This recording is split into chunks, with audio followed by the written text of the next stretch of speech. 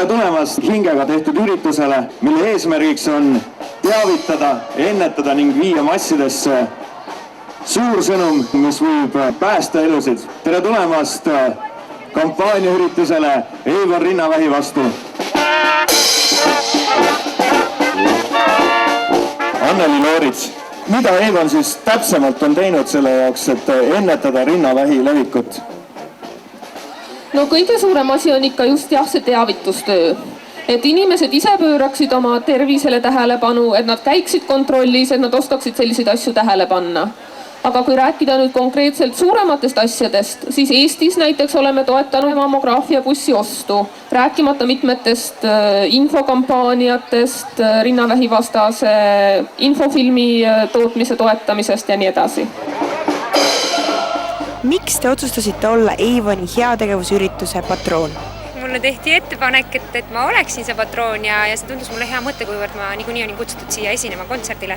Et väga paljud naised ei käi uuringus, isegi kui nad saavad sõeluuringu kutse, nad ei lähe, sest et see on neile kas tabuteema või midagi sellist, millega nad ei taha silmitsi seista, et mis nüüd mina lähen, et küll mul on kõik korras või isegi kui mul midagi on, siis ei taheta nagu silmitsi sellega seista, et ma arvan, et on aeg, et naised hakkaksid enda tervise eest hoolitsema ja see oleks midagi normaalset ja igapäevast, et see oleks uhkuse asi, et sa käid uuringus, ükskõik uuringus, siis ükskõik mis uuringus tegelikult, siis et see on selline üleüldine iseendast hoolimine, ma arvan.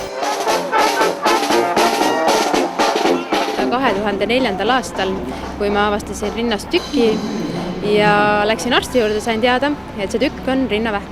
Kuidas mõjutas see teie elu?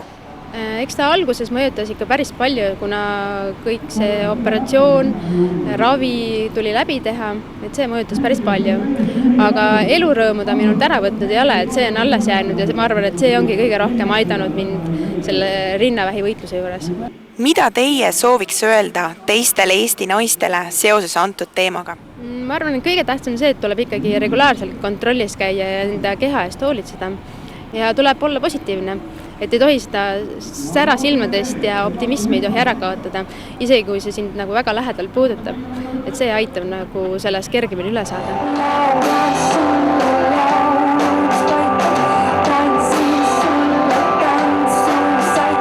Mis on Eivoni heategevuslike ürituste eesmärgiks? No kõige suurem eesmärk on ikkagi teadlikkuse tõstmine, et inimesed kuuleksid sellest teemast, näeksid seda teemat, oskaksid ise oma tervisele rohkem tähelepanu pöörata ja oma tervise eest hoolitseda. Ja teine eesmärk on kindlasti ka raha koguda konkreetseteks projektideks. Miks Eivon üldse rinnavähi ennetamises osaleb? Eivon teatavasti on kosmeetikafirma ja oleme seetõttu naistele suunatud firma. Aga meie jaoks ei ole tähtis ainult see, et naised oleksid ilusad, vaid et nad oleksid terved ja õnnelikud. Ja seetõttu just see rinnavähi teema on meile väga südamelähedane.